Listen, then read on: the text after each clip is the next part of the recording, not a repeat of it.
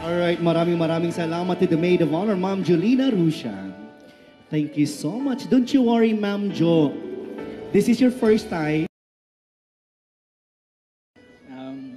Before the wine toasting, allow me to share a short message po for the couple.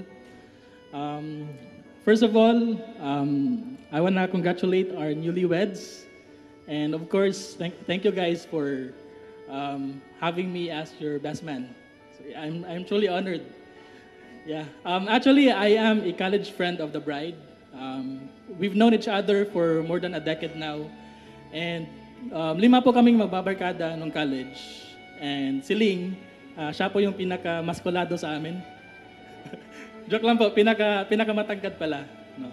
And we are just so happy na na-meet niya si Lance, which eventually na-meet din namin. And personally, I first met Lance back in 2022, when they visited Cebu. So that time, I could really tell na they were meant for each other. Yeah, kasi first, magka-match yung height nila, right? Second, magkamukha. So maraming mag-agree nun. And I could also tell na Lance is really a good man. And indeed, nung nakilala ko siya, he is truly a good man. A very good man. At alam ko po na aalagaan niya si Ling even hanggang sa pagtanda. And always and forever. Kaya no more long messages kaya I'm shy. Kaya may the Lord's blessings be upon your marriage now and forever. And sabi nga ni Miss, don't forget to make God the center of your relationship.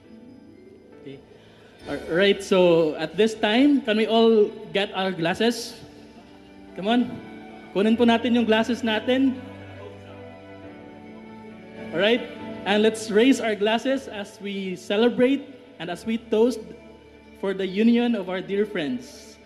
So, ladies and gentlemen, to our dear friends, may your love be like fine wine, deep, lasting, and better in every passing year. So, to more years of love, joy, and prosperity. Cheers!